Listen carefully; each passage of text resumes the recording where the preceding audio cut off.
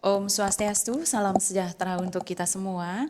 Selamat datang di podcast Pemilu dan Demokrasi atau Polusi, persembahan KPU Kabupaten Badung. Demokrasi bukan hanya soal hak memilih, tetapi juga tentang kesadaran untuk berpartisipasi dan bertanggung jawab atas masa depan bersama.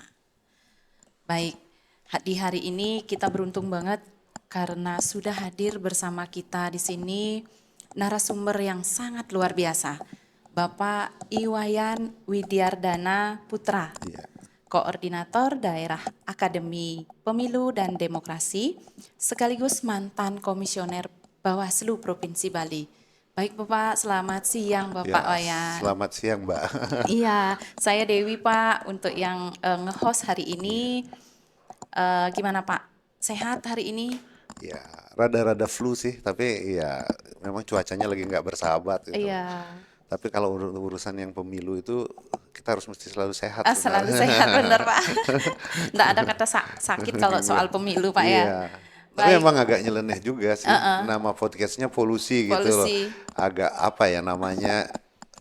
Agak menggugah perasaan orang pingin tahu nih apa sih polusi, Polusi, kan biasanya kesannya negatif gitu bener loh, Pak. sesuatu yang meracuni pikiran orang gitu loh. Tetapi mungkin dengan podcast ini mungkin pikiran orang jadi teracuni gitu, Iya, teracuni ke arah bagaimana memberikan perubahan terhadap proses demokrasi yang baik benar, gitu aja. benar Pak. Iya. Baik, Pak Wayan, sebelum masuk ke topik yang lebih serius, kami ingin tanya dulu nih, biar teman-teman pemilih juga pada tahu semua. Kalau mendengar Pak Wayan mendengar kata pemilu nih, apa yang pertama kali terngiang di pikiran Bapak ya, terlintas di pikiran Bapak kalau soal pemilu nih? Ya, kalau saya yang berkecimpung lama di pemilu, Iya, mungkin agak komprehensif cara pandangnya, tetapi mungkin saya akan bercerita lebih awal gitu loh. Saya menjadi pemilih pertama kali itu terdaftar sebagai pemilih itu sekitar tahun 1992. Dan pada saat itu, untuk pertama kalinya juga saya tidak menggunakan hak pilih saya gitu. iya. Nah, awalnya begitu. Oh, Saya terlalu apatis untuk ikut terlalu dalam dan jauh untuk urusan pemilu, melihat situasi saat itu memang ya tidak berpihak kepada proses demokrasi yang sebenarnya gitu loh. Bahwasanya memang akan ada partai politik yang bertarung, ada calon-calon yang akan duduk di DPR, tetapi pada akhirnya ya itu saja gitu loh. iya. Ini warna ini dapat sekian, warna itu dapat sekian, kemudian utusan ini dapat sekian gitu, udah terbagi begitu rata. Jadi ya sesuatu yang berjalan secara prosedural tetapi tidak kepada arah substansinya. Kemudian hal itu pandangan saya mulai berubah ketika saya banyak membaca, kemudian terjun langsung setelah era reformasi itu menjadi pemantau pemilu, saya melihat bahwa kita nggak boleh diam sebenarnya, ada Iya. sesuatu yang mesti kita pertaruhkan, ada mesti sesuatu yang kita perjuangkan. Dan era reformasi itu menjadi sebuah momentum bagaimana kemudian perbaikan proses demokrasi di Republik ini. Nah, kalau masyarakat awam mungkin kali ini mungkin masih menilai bahwa pemilu itu ya sudah baliho, ya sudah surat suara, ya sudah kampanye, Iya. ya sudah bansos, ya sudah ada uang gitu. Iya benar. Nah, ya kadang-kadang kita tidak bisa lepas dari situasi-situasi lapangan seperti itu. Cuma kita juga tidak bisa menutup mata bahwa perubahan ke arah yang lebih baik itu kan tidak serta-merta bisa terjadi dalam waktu singkat. Iya benar. Apalagi atas sesuatu yang sudah membudaya, cara pandang bahwanya setiap pemilu itu mesti ada duit loh. Kalau nggak dapat duit saya nggak dapat, ngapain juga saya ikut pemilu. Iya Nah benar, ini kan benar. proses-proses transaksional itu terjadi. Pada faktanya mungkin teman-teman penyelenggara pemilu tahu itu.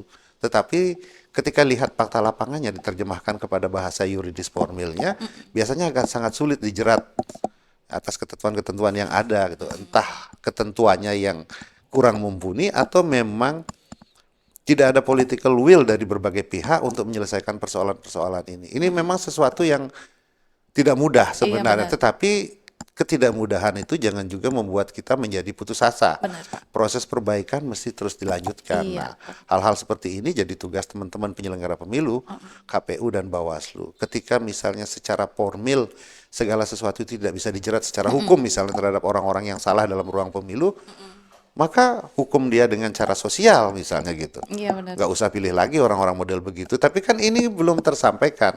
Kadang-kadang psikologi masyarakat kita masih, ini dapat bansos loh. Karena bapak itu yang memberikan saya bansos.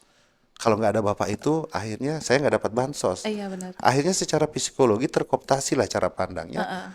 Hanya lewat bapak itu saya bisa mendapatkan sesuatu.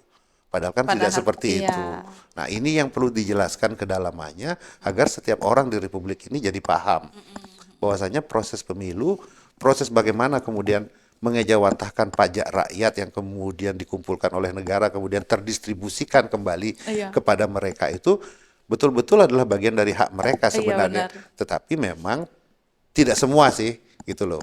Mungkin sebagian ada orang memanfaatkan atau mengkapitalisasi isu ini sehingga seolah-olah hanya bisa keluar lewat jalur mereka. Iya. Nah, ini ya tantangan buat kita semua bagaimana kemudian memberikan penyadaran itu. Itu saja sebenarnya. Oke. Oke. Ya, Bapak kan sudah lama nih berkecimpung di dunia kepemiluan ya Pak ya. Kalau boleh jujur nih Pak, mana lebih menegangkan mengawasi pemilu atau menunggu hasil pemilu Pak? Iya, kita nggak bisa lihat dari sudut pandangnya. Sebenarnya kalau yang menunggu hasil pemilu siapa yang menang atau salah mungkin lebih Iya. kepada para petarung elektoral tadi gitu loh. Yang bertarung mungkin dia akan melihat kapan sih hasilnya, bagaimana posisi suara saya hari ini. Tetapi bagi penyelenggara pemilu misalnya teman-teman di KPU, seluruh proses tahapan pemilu itu punya sesuatu yang menantang, Menantang, punya iya sesuatu betul yang sih. menantang gitu loh. Artinya setiap tahapan itu mempunyai kontribusi yang dalam atas kelancaran seluruh proses pemilunya. Memang tidak semua proses-proses pemilu itu berhubungan dengan hasil pemilu secara Iya. ansih misalnya. Kalau kita bicara mulai angka, maka daftar pemilih menjadi sesuatu yang sangat berkorelasi positif terhadap hasil pemilu. Iya. Karena hubungannya dengan angka. Iya benar Jumlah Pak. pemilih ini nanti angka yang menggunakan hak pilihnya berapa, maka terbagi suaranya kepada siapa dan siapa. Iya. Dan selain itu juga untuk penentuan bagaimana kemudian logistik pemilu itu terpenuhi secara utuh. Nah, tahapan-tahapan yang lain mungkin yang tidak berhubungan secara langsung dengan hasil pemilunya, misalnya campaign, misalnya kampanye, itu sebenarnya tidak berhubungan langsung dengan hasilnya. Seberapa banyak misalnya baliho yang dipasang apakah berhubungan langsung dengan nilai elektabilitas seseorang itu kan nggak Iya, ada iya penelitian yang benar. menentukan. Iya. Tetapi itu menjadi sesuatu yang menarik di ruang pemilu gitu loh. Oleh karena itu bagaimana kemudian ke depan gitu loh. Bagaimana pemilu ini menjadi pemilu yang ramah lingkungan dan juga ekonomis sebenarnya. Iya. Karena bagaimanapun juga jika proses kampanye pemilu ini memang tidak menarik dari sisi substansi hasil pemilunya, tetapi menarik dari sisi bagaimana kemudian tersampaikannya informasi kepada publik. Kan gitu. Kadang-kadang kan tanggung jawab dalam kampanye ini kan menjadi sesuatu yang apa ya, sebenarnya kampanye ini kan ruang pendidikan politik sebenarnya. benar. Setiap warga negara itu berhak mendapatkan pendidikan politik yang disampaikan oleh peserta Peserta pemilu pada saat pemilunya. itu. Tetapi kan hari ini orang melihat ruang kampanye adalah ruang kesempatan yang diberikan kepada partai politik atau peserta pemilu untuk mempromosikan dirinya. Ya Jadi betul. tanggung jawab untuk memberikan edukasi secara politik kepada masyarakat itu saya rasa masih kurang. Kurang ya, Kan Pak, ya. sebenarnya kan sekarang juga pemilu itu KPU, Bawaslu itu kan mengambil alih pendidikan pemilih gitu Iya, lah. Sebenarnya secara ansih kan bukan itu tupoksi Bawaslu dan KPU. Tetapi kan itu semangat moralitas sebenarnya, tidak ada Iya. yang keliru. Sebenarnya yang paling punya peranan penting bagaimana melakukan pendidikan politik ya partai politik Partai itu politiknya sendiri. sendiri. Tidak hanya pada saat pemilu, tetapi sebelum pemilu juga bisa melakukan itu lewat baik kadernya dan di saat pemilu lewat kampanye yang mereka Iya. lakukan itu sih. Menurut Bapak nih, apa makna demokrasi yang paling relevan untuk masyarakat Indonesia saat ini, Pak? Saya memandang demokrasi itu sebagai sebuah kesetaraan gitu loh. Saya atau Mbak atau Mas yang ada di sana itu ya sama. Kalau mungkin di awal proses demokrasi itu tidak ditentukan bagaimana orang mendapatkan suara terbanyak, tetapi ketika kita berkumpul bersama kemudian meyakini, oh saya yakin bahwa kita semuanya sama dan tolong wakilkan saya gitu loh. Misalnya saya menyerahkan perwakilan kepada Mbak gitu loh. Tetapi seiring berjalannya waktu kan situasi berubah, Iya, maka benar. proses elektoral itu menjadi voting itu menjadi sesuatu yang dianggap paling ideal gitu. Jadi kita bicara substansi demokrasi adalah bagaimana penghargaan terhadap hak asasi manusia, kesetaraan di ruang-ruang negara. Jadi jangan sampai kita berbicara demokrasi kemudian cara berpikir kita masih parsial, masih marginal. Masih, iya. Iya, karena kan kadang-kadang kan ada kontradiktif juga kalau kita bicara demokrasi secara murni kemudian berhubungan dengan nasionalisme gitu loh misalnya. Karena ada sekat yang menurut saya secara pribadi itu ada margin yang begitu tegas itu. Ketika kita bicara nasionalisme, maka kita akan menutup ruang terhadap ide, pikiran, sesuatu yang berbeda dengan kenasionalismean itu sendiri. Jadi kalau ruang demokrasi kan tidak seperti itu. Sebatas segala sesuatu masih berupa ruang diskursus, maka segala macam paham, perbedaan itu ya tertampung dalam Iya, ruang di dalam. demokrasi kan ini. Iya, iya, benar. Ini kan kadang-kadang ketika bicara nasionalisme, bicara demokrasi, tetapi mungkin kita bisa ambil jalan tengahnya. Maka kita tidak bisa meniru 100% bahwa kita itu masuk kepada ruang demokrasi yang mana. Iya. Ala Amerika kah, ala Eropa kah? Mungkin enggak. Mungkin sudah saatnya kita sekarang berpikir bahwa ya demokrasi ala Indonesia, ala Nusantara ini gitu loh. Bahwasanya dalam hal-hal tertentu kita boleh berbeda pendapat, tetapi Iya. dalam urusan keterikatan kita sebagai sebuah bangsa mungkin tidak ada boleh mengganggu yang namanya Pancasila, Pancasila. dan gitu Iya. aja. Maka mungkin ada semacam modifikasi lah terhadap proses-proses yang tidak asih bebas sebebas-bebasnya gitu loh, berbeda seberbeda-bedanya gitu loh. Tetap kita boleh berbeda, tetapi dalam bingkai-bingkai yang sudah kita sepakati secara bersama-sama gitu loh. Jadinya nasionalisme kita sebagai sebuah bangsa itu jalan dan kita wujudkan dalam rasa cinta bangsa ini, keberlangsungan bangsa ini lewat program demokrasi, Demokrasi tadi, tadi, melalui ya. proses elektoral. Karena bagaimanapun juga, jika berbicara pemilu, maka ini bagian dari keberlangsungan bangsa ini. Iya. Artinya ada peralihan kekuasaan yang dilakukan secara legal lewat proses pemilu. Bayangkan kalau tidak ada pemilu. Jadi ketika nggak ada pemilu, kemudian terus mau apa kita gitu loh misalnya. Kemudian, atau pemilunya stuck, pemilunya kacau. Siapa yang akan melanjutkan kekuasaan ini? Apakah kita mau balik lagi gitu loh? Atau kita mungkin akan berebut sama anak bangsa untuk Iya. memperebutkan kekuasaan itu. Kan Iya. ini yang tidak kita kehendaki. Kehendaki, Kita ya. boleh berbeda dalam ruang-ruang elektoral tadi, tetapi untuk tujuan berbangsa dan bernegara kita Bernegara. harus tetap sama. Iya, gitu. iya, iya, iya. Iya benar ya Pak ya. Kalau melihat perjalanan demokrasi Indonesia nih sejak reformasi Pak, momen penting yang menurut Bapak menjadi tonggak perubahan bangsa kita ini apa Pak? Ya, ini sih agak panjang ceritanya, mohon penting. Artinya ketika reformasi terjadi, segala ruang itu menjadi terbuka gitu Iya. loh. Bahwa dulu mungkin kita berbicara kritis di ruang-ruang publik itu ya tidak akan bisa seenak hari ini gitu. Gitu misalnya. Artinya kebebasan dalam menyampaikan sesuatu itu menjadi sesuatu yang mahal. Hari ini kita bisa melakukan itu kapan saja, di mana saja. Cuma kadang-kadang ada sesuatu yang diungkapkan secara berlebihan. Kadang-kadang tidak tertakar dengan baik, sehingga menimbulkan persoalan yang lain. Kalau kita bicara demokrasi, bagaimana kita menyampaikan sesuatu agar tidak juga apa yang kita sampaikan itu sampai mengganggu hak asasi orang lain, kan itu juga menjadi tidak demokratis gitu Iya, loh. iya. Jadi terus bagaimana menempatkan pada takaran yang pas situasi ini yang kita harus menjadi formulasi resmi. Tapi yang paling ideal sih ketika mulai pemilihan langsung itu, itulah kan dibuka ruang kepada setiap warga negara gitu loh. Iya benar.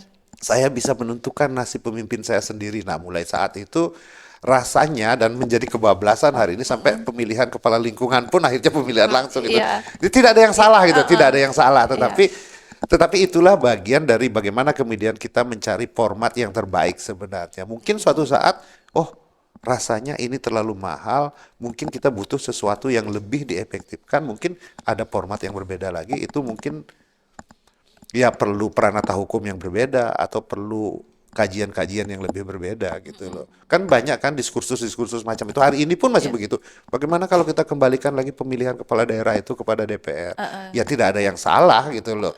Cuma apakah nanti ketika itu dilakukan ini bisa diterima oleh semua kalangan bangsa ini Iya. atau malah nanti menjadi kontraproduktif terhadap situasi. Ini kan perlu pertimbangan bernegara yang yang menjadi seorang negarawan untuk menentukan sesuatu, tidak asal benar, sekedar segala sesuatu disampaikan secara emosional, asal ucap dan kemudian menimbulkan polemik yang panjang. Gitu. Iya, sekali lagi Pak, membedakan demokrasi prosedural dan dengan demokrasi substantifnya mungkin Pak bisa dijelaskan, dan posisi Indonesia nih saat ini nih ada di demokrasi yang mana gitu loh Pak. Iya, ya. Kalau dulu mungkin kita bisa melihat bahwasanya pemilu itu berjalan secara prosedur sebelum masa reformasi. Iya. Bahwa setiap 5 tahun sebagai syarat sebuah negara demokrasi adalah adanya pemilu.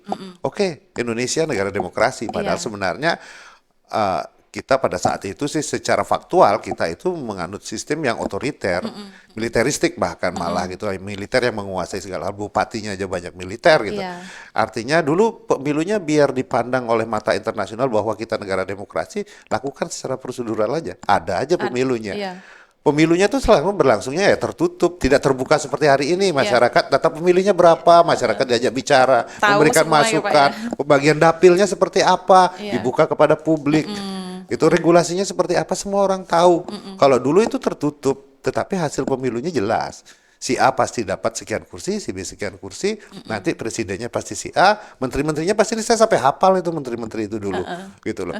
Artinya setelah era reformasi, proses itu dibuka kepada publik. Bahwa tidak hanya sekedar prosedural tertutup, tetapi dibuka secara publik, yang membedakan, sangat membedakan bahwa hari ini dulu prosedurnya itu tertutup, tetapi hasilnya jelas. Kalau hari ini itu prosedurnya itu terbuka, tetapi hasilnya nggak pasti. Iya. Kita nggak bisa Iya. memastikan si A bakalan menang hari ini atau si B bakalan menang. Iya. Semuanya berada pada pegangan masing-masing voter yang akan menentukan hak pilihnya. pilihnya. Nah, itu menjadi sesuatu yang menarik. Cuma kadang-kadang kan pranata regulasi pemilu ini kan kadang-kadang tidak seindah apa yang ada di bayangan banyak orang. Iya. Gitu loh. Kadang-kadang orang ingin ideal, masyarakat ingin ideal. Ada sesuatu yang tidak baik terjadi di mata orang.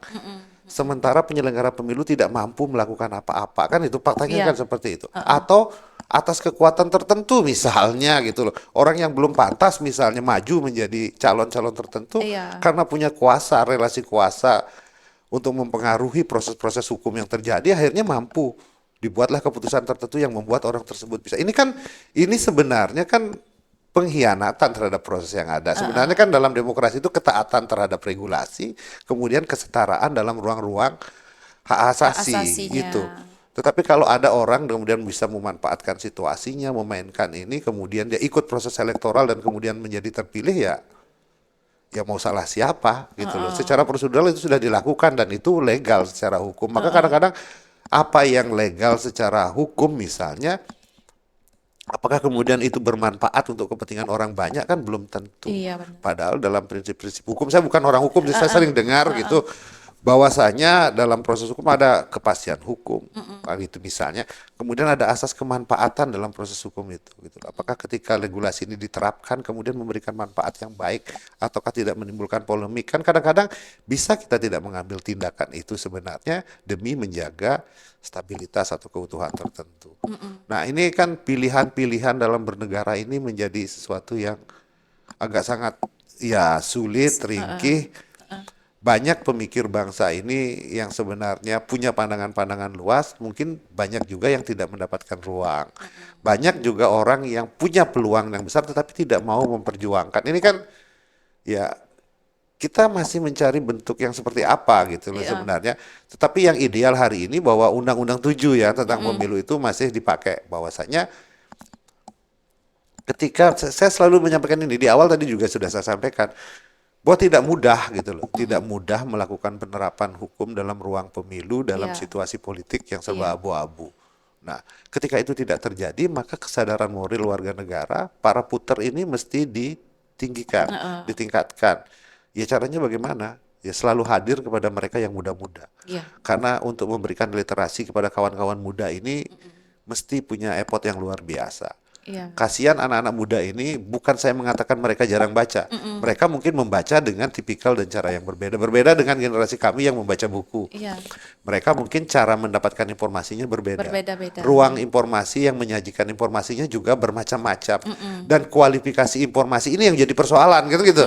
Kan kadang-kadang kan ruangnya banyak. Tetapi kualifikasi informasinya juga banyak.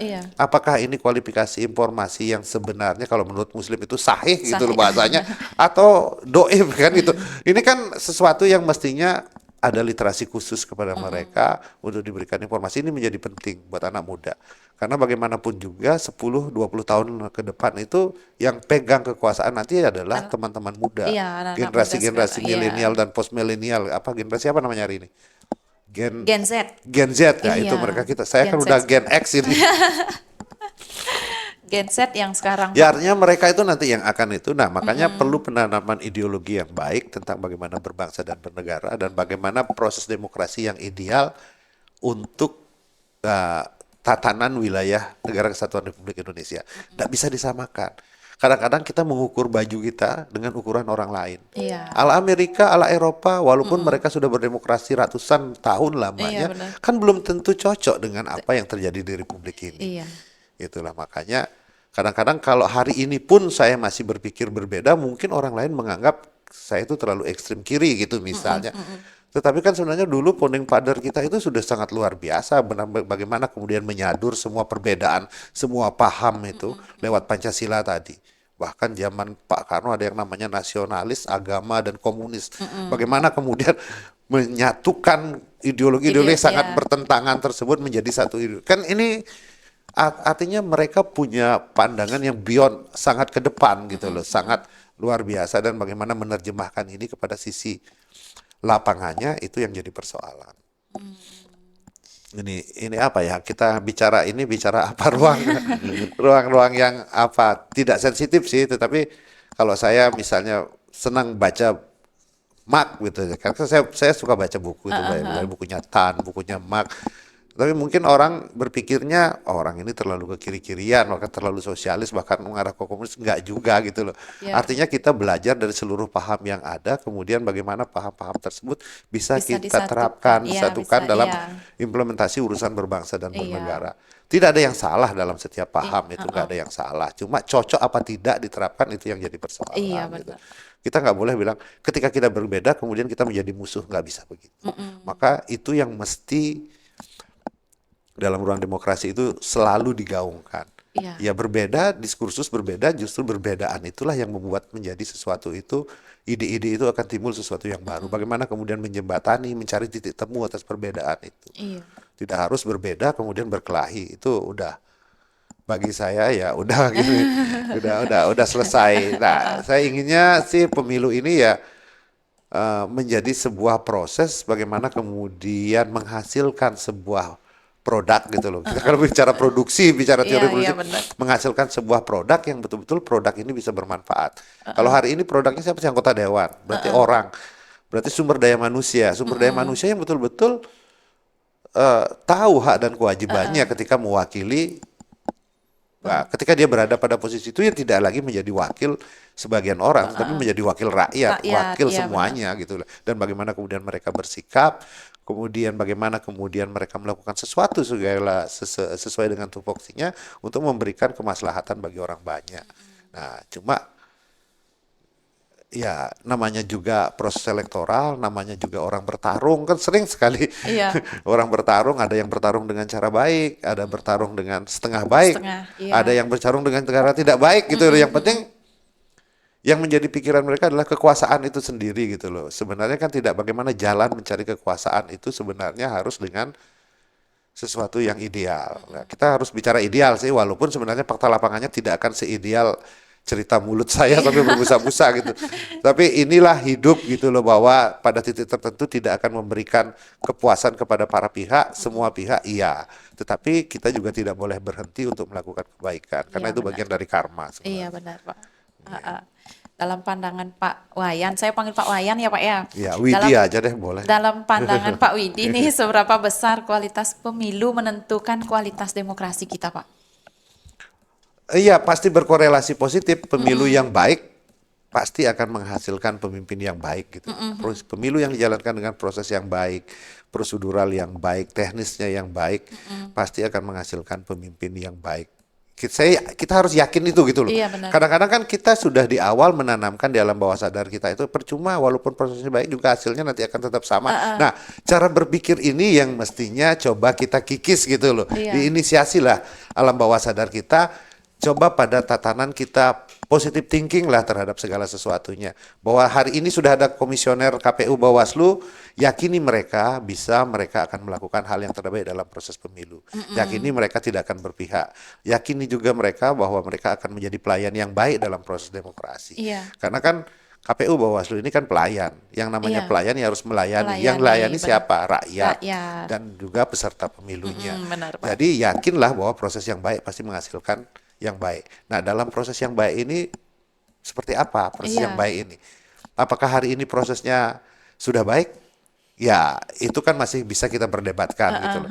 Apakah hasil ini hari ini ada anggota dewan yang terpilih sudah Sudah baik? baik. Ada yang baik kok. Di beberapa tempat ada pemimpin-pemimpin kepala daerah yang hebat kok lahir gitu loh dalam proses ini gitu loh. Cuma masih juga ada pemimpin yang ternyata tidak hebat loh.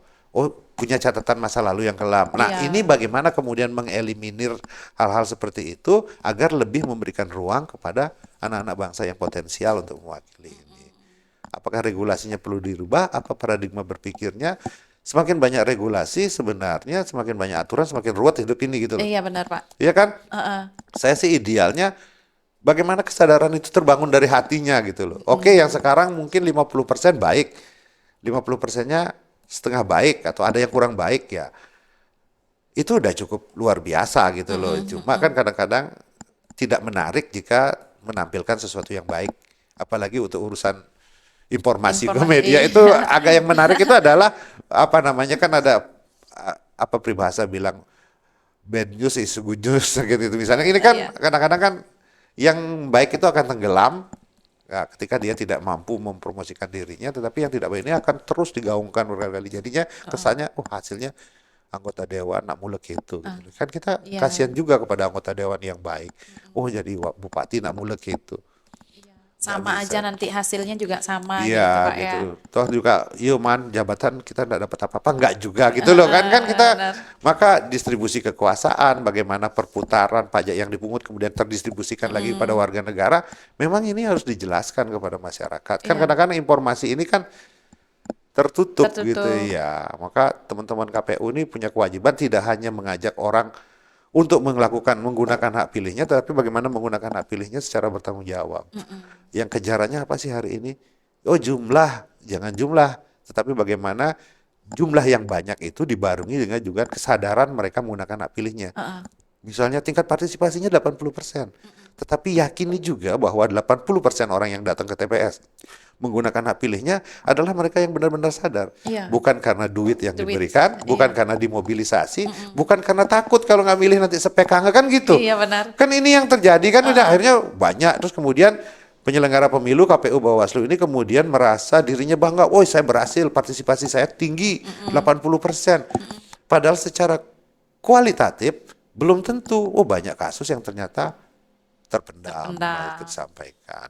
Ketika ditelusuri secara mendasar, oh ternyata oh yang orang ini aja keliangnya harus milih ini harus datang. Angin ini terjadi. Bukan kesadaran diri sendiri Nah, ya Pak makanya ya. saya bilang oke, angkat partisipasi itu harus tinggi memang gitu loh. Itu jadi bagian bagaimana kemudian rakyat menyampaikan keinginan hatinya untuk menentukan pemimpinnya dan itu juga membuat bagaimana kemudian pemimpin yang berkuasa itu legitimit nanti karena didukung oleh sebagian besar masyarakat gitu loh misalnya di wilayahnya. Tetapi dukungan itu juga perlu dimaknai bahwa kualitas dukungan itu menjadi penting. Yang tadi itu bahwa mereka itu dengan kesadaran, bukan karena rasa takut, bukan karena ada sesuatu yang akan didapat, tetapi memang penuh kesadaran dan untuk sampai di titik itu memang susah kerjanya. Iya benar. Susah kerjanya. Tetapi ya susah apapun kita nggak boleh berhenti untuk itu. Ya. Itu Mbak. Oke. Kan Bapak nih 2 periode ya Pak ya. Iya. Di Bawaslu Provinsi Bali. Iya. Apa tantangan paling berat Pak? Saya Kalau menjaga integritas pemilu nih. iya, saya orangnya biasa saja gitu loh. Saya mungkin orang di Bawaslu yang tidak banyak kenal tokoh partai politik gitu. Tetapi saya juga setelah saya konklusikan diri saya juga merasa orang yang gagal di Bawaslu. Terus terang saja karena masih banyak hal yang mesti dilakukan, masih banyak hal sebenarnya yang ternyata catatannya masih banyak gitu loh. Karena saya berpikirin begini. Dulu saya di luar di LSM gitu loh. Banyak ide, cara berpikir liar yang mesti saya bawa ke dalam. Ternyata ketika berada dalam sistem itu nggak bisa sampaikan dengan baik. Tidak bisa tereksekusi karena berbeda ngurus LSM dengan ngurus negara ini berbeda. Ada peraturan Permenkyu segala macam salah-salah kata dikit nanti kita kena kasus kan gitu. Nah, ini persoalan kan gitu. Nah, tetapi yang paling menarik buat saya sih sebenarnya selama menjadi penyelenggara pemilu kemudian bagaimana memberikan penyadaran kepada semuanya tidak hanya kepada masyarakat terutama terkait teman-teman disabilitas. Hari ini dulu saya punya catatan besar terkait teman-teman disabilitas yang tidak bisa menggunakan hak pilihnya kan hari ini dikejar misalnya, didaftarkan menjadi pemilih, kan dua hal yang berbeda. Bagaimana kemudian dipastikan hak pilihnya, kemudian bagaimana mereka dipastikan fasilitasi dalam menggunakan hak pilihnya. Ini iya. kan dua hal yang Iya, iya, berbeda. benar-benar. Dipastikan haknya oke dimasukkan ke dalam DPT. Kalau tidak difasilitasi dalam penggunaan hak pilihnya, orang banyak cerita begini, Mbak. Saya datang ke TPS, teman ini tunarungu nih, datang ke TPS, terus diperlakukan seperti orang normal, nyerahin KTP, tidak ada ditandain, padahal ada tandanya tapi tidak dibaca oleh petugasnya, kemudian dipersilahkan antri, karena dia tunarungu, dipanggil-panggil kan nggak dengar. Nggak dengar, ya benar. Datang paling awal, menggunakan hak pilihnya paling akhir, ya merasalah mereka tidak Terfasilitasi. terfasilitasi. Ya, Itu salah satu hal sederhana. Itu artinya apa? Bahwasanya harus perlu penyadaran ke sama setiap orang, terutama penyelenggara pemilu, bagaimana kemudian memberikan fasilitasi penggunaan hak pilih iya. pada teman-teman disabilitas. Mereka itu interest, sangat tertarik gitu loh. Karena kan agak berbeda bagaimana mengkomunikasikan sesuatu dengan mereka. Iya benar, Pak. Kalau misalnya dengan teman-teman yang tunarungu, jangan pernah berbisik di depan mereka dengan teman yang lain. Iya. Karena pasti mereka akan tersinggung. Iya. Itu. Kemudian orang dengan tunanetra itu sensitivitas hatinya berbeda lagi. Berbeda, Ya, ya itu. benar.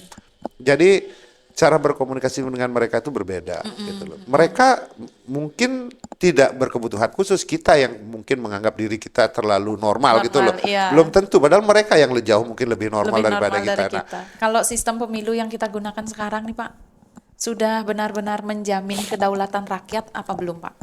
Kalau menurut Bapak nih. enggak, sistem sebaik apapun yang di ini gitu misalnya, menurut saya sih yang hari ini sudah bisa mencerminkan sebenarnya bagaimana kemudian rakyat bisa menentukan pemilihnya langsung kepada orang yang diinginkan untuk mewakilinya. Itu kan hubungan yang sangat, korelasinya sangat dekat antara pemilih dengan orang yang akan mewakilinya. Itu sangat istimewa sebenarnya. Cuma kan ada ketentuan-ketentuan yang lain yang kadang-kadang bisa membuat hal itu tidak terjadi di tengah jalan. Misalnya ada persoalan secara internal. Ternyata orang yang dianggap bisa memenuhi suara rakyat ini, tetapi ada sesuatu di internal organisasinya kemudian di recall misalnya, kan akhirnya tidak bisa mewakili bagaimana kepentingan rakyat. Ini kan banyak hal-hal seperti itu. Bahwa dalam organisasi, nah hal-hal seperti ini sistem boleh dibangun seribet apapun gitu loh, atau seideal apapun, tetapi paling penting adalah bagaimana penyadaran bahwa setiap orang yang akan berada pada posisi itu nanti, atau orang yang akan menggunakan hak pilihnya untuk menentukan orang yang terpilih nanti itu betul-betul menyadari bahwa ini adalah semata-mata untuk perbaikan. Ini adalah semata-mata untuk bagaimana keberlangsungan bangsa ini. Ya, Itu saja sebenarnya. Artinya bahwa segala sesuatunya yang dilakukan ya hanya semata-mata demi keberlangsungan bangsa. Kalau kita menaruh harapan itu ada di situ, memang ini kan terlalu idealis banget gitu, terlalu luar biasa. Tetapi memang kita harus menempatkan itu di era gempuran informasi yang begitu luar biasa. Kadang-kadang kan kita merasa sedih juga, kadang-kadang anak-anak nggak apalagi lagu Indonesia Raya. Kan itu kan menjadi bagian yang lama-lama mengikis bagaimana rasa kebangsaan ini. Nah, sekarang itu saja sebenarnya. Maka proses penyadaran terhadap sesuatu bahwa ini menjadi sesuatu yang penting dan ini masih tetap ada, itu yang harus tetap digaungkan. Digaungkan ya. Bagaimana peran masyarakat Pak, khususnya generasi muda nih dalam menjaga demokrasi agar tetap sehat. Jadi kan kalau generasi muda nih yang harus kita gaung-gaungkan bahwa demokrasi itu memang kita harus jaga demokrasinya gitu. Iya, iya seperti yang saya ceritakan tadi bahwa hanya kan ke depan ini yang menjadi orang-orang yang akan menguasai republik ini gitu loh, yang akan yang memegang peranan, yang akan membuat kebijakan, membuat regulasi adalah anak-anak muda itu. Sekarang, ya ketika anak-anak muda ini hari ini terlalu larut dalam situasi ya bukannya saya anti terhadap tetapi itu juga menjadi sesuatu yang sebenarnya mereka bisa banyak belajar dari itu gitu loh. Tetapi kan buktinya gerakan-gerakan hari ini yang terjadi kan banyak dimotori anak-anak milenial juga, anak-anak Gen Z tadi gitu loh. Demo Nepal, yang terakhir Madagaskar, semuanya di awal itu artinya mereka bukan tidak punya kepedulian. Saya yakin itu. Mereka punya kepedulian cuma dalam perspektif yang berbeda dengan generasi saya misalnya gitu. Cuma kan sekarang bagaimana memberikan pemahaman yang benar itu ya kewajiban setiap orang yang ada di Republik ini juga menyampaikan informasi yang baik kepada mereka. Sebenarnya proses-proses informasi ini bagaimana kemudian terfilter, tersaring, Itu yang menjadi sesuatu yang penting kan. Informasi yang didapat, bagaimana kemudian proses validasi terhadap informasi ini, itu yang menjadi penting. Iya benar. Tidak sekedar dapat kemudian share, Share, like, iya. share, kemudian nah itulah sumber-sumber bahwasanya kadang-kadang informasi yang tidak benar bisa tersampaikan, informasi yang tidak baik dianggap sebuah kebenaran kan, kadang-kadang itu yang jadi persoalan. Nah, kemudian bagaimana kemudian lembaga-lembaga negara seperti KPU, Bawaslu ini juga memberikan informasi. Kalau informasi ya sebenarnya harusnya pesaingnya juga informasi gitu loh. Coba kan bukan pada jumlah kok informasi yang kita sampaikan, tetapi bagaimana kualitas informasi itu kemudian bagaimana bisa masuk di kalangan mereka. Kalau mungkin bahasa saya udah nggak masuk di kalangan mereka. Ya. Mungkin kita harus mencari orang-orang yang Se- memang ya, sepadan sama sepadan ya, dengan mereka dan cara berkomunikasi dengan mereka dengan gitu, dan mereka, cara ya. menyampaikannya gitu loh. Kalau sekarang proses sosialisasi dilakukan oleh siapa? Maka perlu pengkaderan sebenarnya. Sebenarnya Bawaslu, KPU mengkaderlah anak-anak muda milenial yang punya misalnya punya pengikut banyak di media Iya, sosial benar. untuk menyampaikan sesuatu. Jadi kan kadang-kadang kan lucu-lucu juga nih. Kadang-kadang Ya. kawan-kawan ini kan yang tampil itu malah komisioner terus gitu loh. Oh, soalnya ini nggak menarik bos gitu loh. Menurut saya itu nggak menarik. Karena sudah beda Ya, ini Pak, sudah beda generasi. apalagi saya kemudian berbicara itu di depan anak-anak muda ini ya, udah tua banget loh katanya. Kan udah nggak pantas-pantasnya juga muka Iya. kita di kamera gitu. Tetapi coba bagaimana kita kemudian mengkapitalisasi, entah bagaimana caranya berkomunikasi dengan teman-teman ini Gen Z ini yang punya pengikut banyak. Ya satu saja informasi disampaikan mereka akan tersebar jauh lebih banyak. Iya benar. Ini kan ya oke ada cost, ada biaya pasti gitu loh. Tapi kan tidak semuanya harus biaya gitu loh. Artinya itu kan kadang-kadang kan sosialisasi yang disampaikan siapa sih yang bikin ini, pemainnya siapa, ini komisioner juga. Komisioner cukuplah cari eksistensi di situ, nggak perlu lagi gitu loh. Kalau gitu berikan ruang profesional kepada anak-anak muda itu untuk menyampaikan. Karena dengan bahasa mereka, cara mereka, teknik mereka berkomunikasi akan jauh lebih diterima dibandingkan dengan kita yang sudah Kita hampir yang sudah- kedaluarsa. iya. Kalau Mbak mungkin enggak gitu. Kalau saya kedaluarsa. Saya juga sudah Pak, hampir Pak. Gitu. Nah, Oke. ini kan anak muda itu kan tidak mudah kita. Gitu loh. Oke, secara apa namanya? Dasar berbicara kepada mereka mungkin ada pakem-pakem yang tidak bisa kita lepaskan. Tetapi bagaimana kemudian informasi ini membuat mereka menarik, Iya. kemudian bisa mempengaruhi mereka secara psikokinetik untuk Sehingga melakukan sesuatu sampai diterima ya, yang Pak, ya? diterima, kemudian minimal ada kesadaran terbangun dalam hatinya, Iya. kemudian setelah kesadaran terbangun dia mau melakukan action atas apa yang kita inginkan. Ini kan prosesnya tidak mudah gitu. Nah, ini perlu apa ya, teknis khusus, mekanisme khusus dan cara-cara baru untuk itu. Nah, ini kan podcast ini kan cara baru sebenarnya Iya, benar. gitu. Bila perlu besok dihadirkan anak muda yang ya apa influencer lah, siapa gitu, datang podcast kali ini, podcast saya gitu, berbicara itu. Iya, Biar itu tersampaikan dari mulut mereka, itu akan jauh lebih bisa ini. Menurut saya sih Iya, sementara. iya, iya. Karena kalau dibanding kita promosi lewat koran hari ini, lewat TV, siapa sih yang baca koran hari ini? Siapa yang baca Iya. TV? Lebih baik kita promosi lewat Media TikToker, sosial, lewat iya, ya benar. Pak, Iya. yang punya Instagram yang pengikutnya banyak gitu. Iya. Ya itu kan. Kita kan perlu hitnya, perlu apa namanya? Orang yang lihat. Iya. Kalau kita punya website sendiri, kita tampilkan banyak, coba aja cek website KPU Badung itu yang lihat berapa orang sih informasinya. Kan gitu pasti bisa Iya, dihitung dengan iya, jari. iya, benar. Jangan-jangan stafnya yang lihat, hanya ini yang lihat. Apa trafficnya itu Iya. nggak ada gitu. Tapi kalau coba mereka yang sudah terbiasa di dunia informatika seperti itu, pasti akan, oh trafficnya banyak ini. Apalagi kemudian ada feedback. Nah, itu sih. Ya. Oke, Ya, Pak. era digital katanya. Iya, benar Pak. Nah, kembali lagi ke kelompok rentan nih Pak. Iya. Penyandang disabilitas, masyarakat adat, dan pemuda yang sudah mendapatkan ruang, yang sudah mendapat ruang dalam pelaksanaan pemilu nih Pak. Menurut Bapak, sejauh mana nih Indonesia sudah memfasilitasi Pak? Terutama kan kalau kita sebagai penyelenggara, terutama di KPU ya Pak ya, Iya. apa yang harus kita perbaiki mungkin Pak? Iya. Kalau ada penyandang disabilitas, mungkin ada perbaikan-perbaikan apa Pak kalau menurut Bapak? Iya, kalau untuk teman-teman disabilitas sih sebenarnya inventarisir teman-teman disabilitas itu menjadi sangat penting. Inventarisir itu tidak hanya dari sisi jumlah, Iya. tetapi bagaimana jenis dan keragaman disabilitasnya. Karena itu akan berpengaruh bagaimana caranya memfasilitasi teman-teman disabilitas. Jadi menurut saya sih nggak perlu kita terlalu membuang-buang surat suara yang banyak untuk mencetak surat suara braille yang harus ada di setiap TPS. Kan Iya. nggak penting. Iya. Bener nggak? Hari ini itu kan terjadi di setiap TPS ada Iya, surat suara masih, braille. masih. Ngapain buang-buang duit gitu loh? Menurut saya gitu loh. Tapi kalau dianggap penting ya sudah. Tetapi ketika identifikasi itu benar, kan tidak setiap TPS ada teman disabilitas Iya tunanetra. benar. Maka ketika kemudian inventarisirnya benar, jenis dan ragamnya benar, maka cara fasilitasinya juga harus benar. Oh, ternyata di sekian ribu TPS di Bali itu atau di Badung, Di Badung. sekian ribu TPS itu ternyata yang ada disabilitas netra itu di TPS A, B, C, dan D. Ya hanya di situ saja, Bro. Oh, di tempat lain di TPS D, E, F, G, H, I, J itu ada disabilitas rungu. Tunarungu.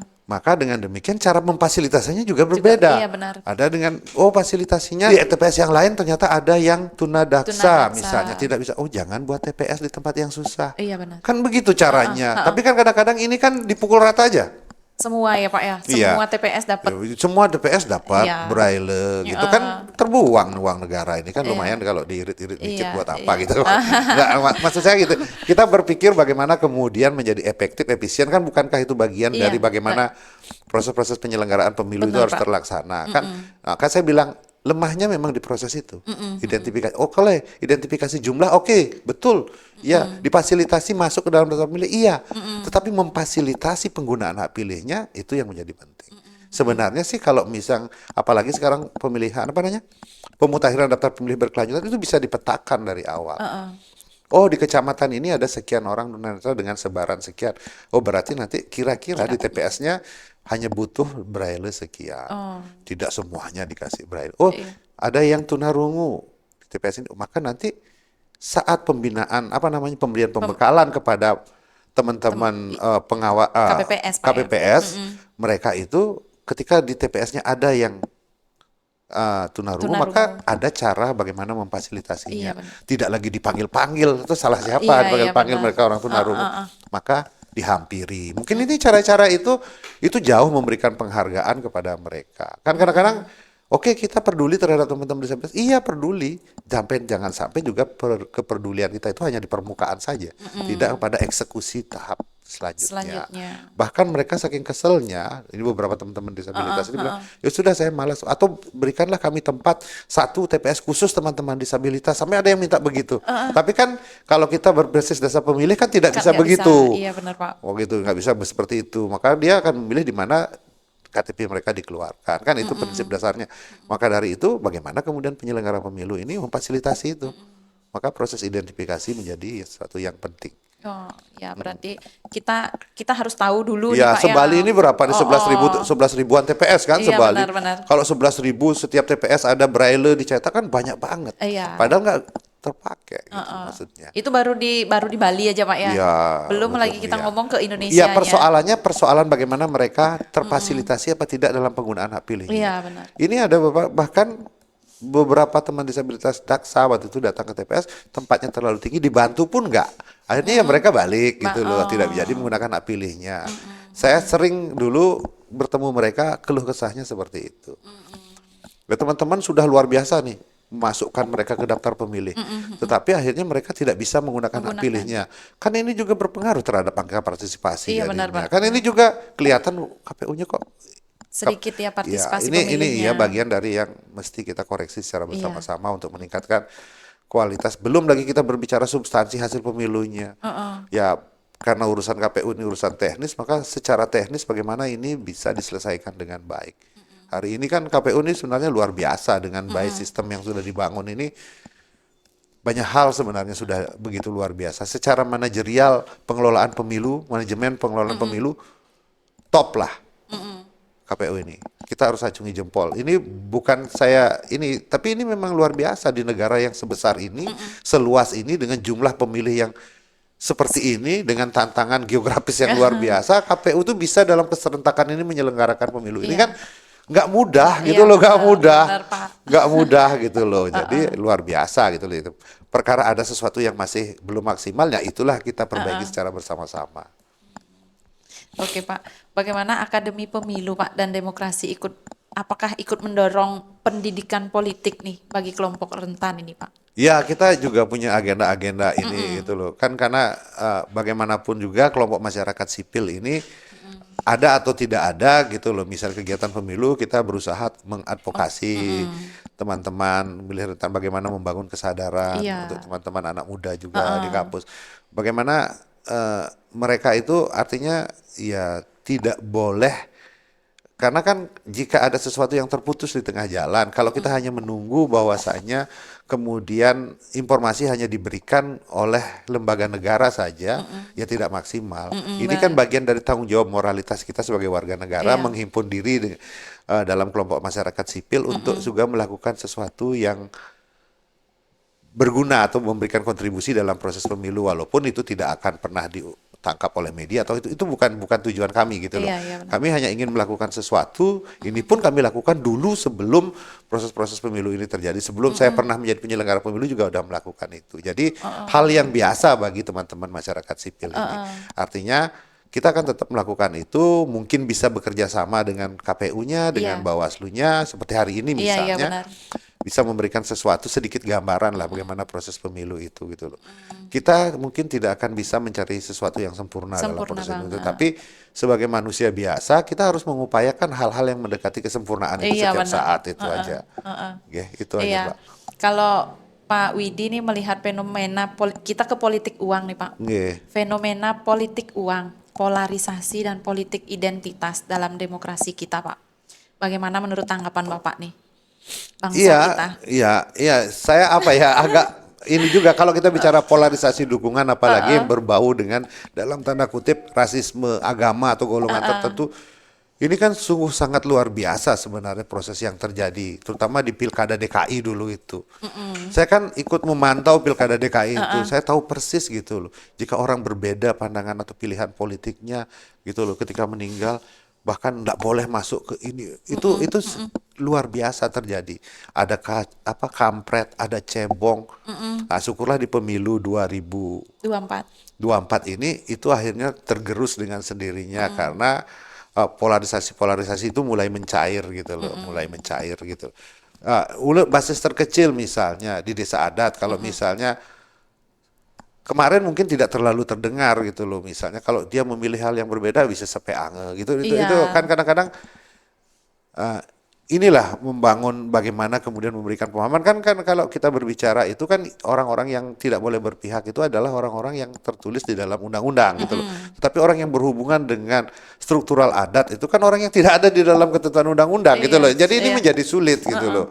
Nah, maka yang paling penting itu Kak mungkin mereka bisa dihukum. Politik uang apalagi gitu loh. Jika misalnya memberikan materi atau bentuk lainnya untuk lainnya. mempengaruhi pemilih, apakah terpengaruh pemilihnya? Kan harus diselesaikan dulu proses ininya. Misalnya saya kasih Mbak uang, apakah Mbak sudah terpengaruh? Kan nanti tunggu dulu hasilnya. Iya benar. Kalau nggak ada hasilnya berarti kan nggak terpengaruh. Jadi unsurnya bisa nggak terpenuhi. Kadang-kadang ada hal-hal tertentu. Ada pokoknya saya tidak terlalu rigid sih baca regulasinya, dulu hafal sekali, tapi yang jelas bahwa tidak mudah menjerat orang itu ke dalam politik uang. Lebih sebenarnya peluangnya itu, kalaupun politik uang itu mungkin akan lebih bisa menjerat orang-orang lapangannya, tidak kepada aktor-aktornya. Ketika orang lapangannya tertangkap, misalnya hari ini kemudian diproses untuk mencari aktornya itu bisa nggak ketemu, Iya. udah lewat sekian hari menjadi kedaluarsa dan Iya. kemudian selesai, Sudah menghilang, barang Pak, ya. menghilang. Artinya ya sudah kabur aja ke Lombok dulu 2 minggu, 3 minggu, setelah itu balik selesai. Maka ketika orang-orang tersebut nggak bisa dihukum secara formil ya hukum secara sosial. Iya benar. Nah kan hal seperti ini kan tidak mudah diterima oleh masyarakat. Itu nyata-nyata kok bagi-bagi duit, kok nggak bisa dihukum gitu lah ya. Memang nggak mudah, memang nggak mudah. Peranata hukumnya nggak cukup untuk itu. Belum lagi terpengaruhinya misalnya penyelenggara pemilu dalam tanda kutip gitu loh, bisa saja gitu loh, Iya, benar. karena ini ruang politik. Tetapi yang penting bagi saya adalah kita tidak berbicara itu kemudian misalnya bansos juga dianggap sebagai bagian dari politik uang mungkin gitu loh. Tetapi ketika orang mengetahui bansos itu sebenarnya apa, maka sebenarnya itu akan terbantahkan dengan sendirinya. Cuma kan informasi itu kadang-kadang tidak tersampaikan sampai. dengan baik. Ya memang banyak hal yang mesti kita perbaiki, banyak hal yang mesti kita perbaiki. Mungkin nggak cukup waktunya sejam 2 jam ngobrolnya, karena ada juga beberapa hal sensitif yang mungkin nanti tidak layak untuk disampaikan gitu loh. Tetapi yang Dipublikasikan. jelas Saya hadir di sini ya senang sekali bisa berbagi. Artinya bahwasanya pikiran positif itu menjadi penting. Sebaik apapun regulasi itu dibuat, sepanjang manusia yang melaksanakan regulasi itu tidak punya moralitas yang baik, bagi saya tidak akan Tidak pernah akan terjadi pernah. yang baik. Iya. Maka untuk membangun moralitas itu maka perlu bangun kesadaran yang baik. Karena jauh di dalam bagaimana menata tatanan kehidupan masyarakat itu tidak hanya sekedar ditata oleh hukum itu sendiri, tetapi bagaimana kemudian yang jauh lebih tinggi dari hukum, Iya. yaitu etika dan moralitas itu sebenarnya Iya. menjadi yang utama sebenarnya gitu loh. Boleh itu aturannya seperti ini, tetapi kalau orang tidak punya etik, tidak punya moral ya percuma saja Iya. aturan seperti apa. Gitu. Kalau menurut Pak Widi nih, apa tantangan terbesar Pak demokrasi kita menjelang pemilu serentak nih kita di masa depan ini Pak?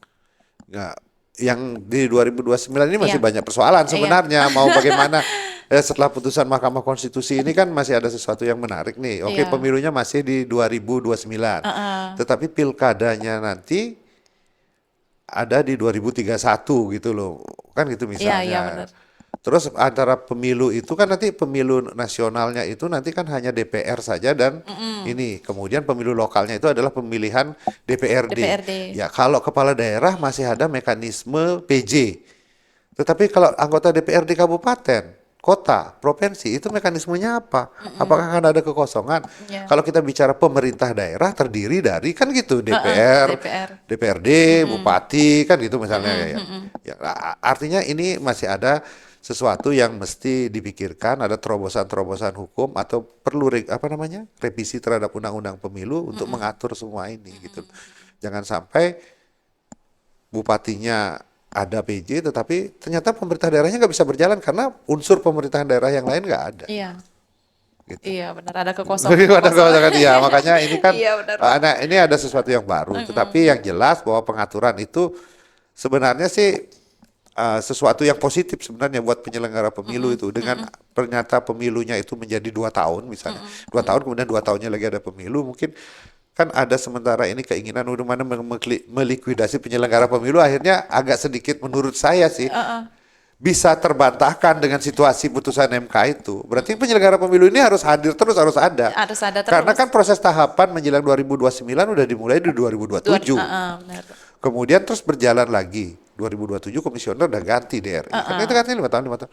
Itu berarti penyelenggara pemilunya masih tetap ada 5 tahunan gitu. Artinya nggak berpikir takut lah nanti, ternyata di ad hoc-kan kita gitu. Enggak sih. Kan ada wacana-wacana. Ya, itu maksud saya. wacana. Tetapi ketika putusan Mahkamah Konstitusi ini kan nggak mungkin. Tetapi Iya. kalau misalnya pemilunya langsung serentak di 2029, pilkada juga serentak, kemungkinannya iya. Iya benar. Tapi karena itu di 2031 kalau nggak salah, Iya. makanya kan berarti kan ada jeda 2 tahun. Kan nggak mungkin dibubarin dulu, iya. kemudian direkrut lagi, cost-nya jauh lebih tinggi. Iya, benar, Kemudian nanti yang diterima ternyata orang-orang yang nggak punya pengalaman. Ini kan Karena dia persoalan. udah masuk tahapan lagi ya Pak ya. Karena tahapannya kan beririsan. Iya, iya benar Pak. Nah, itu. Jadi ya aman lah teman-teman, Bawaslu terutama. Gitu. Kalau boleh memberikan pesan nih Pak, Bapak sedikit memberikan pesannya untuk generasi muda di Bali khususnya Pak ya. Apa peran penting yang harus mereka lakukan untuk merawat demokrasi Indonesia ini Pak? Iya, kan kadang-kadang kita ini budayanya dekoh ngomong gitu loh. Nggih. Koh ngomong gitu loh, kok males bicara. Ya hari ini jangan begitu gitu loh. Jangan begitu. Kita harus berbicara terhadap sesuatu yang mesti kita perjuangkan gitu loh. Jangan sampai ketika kita berbicara kemudian berbeda dianggap oleh orang itu menjadi sesuatu yang kontraproduktif, enggak gitu. Jangan takut menyampaikan sesuatu karena dari situlah perubahan yang lebih baik itu akan terjadi.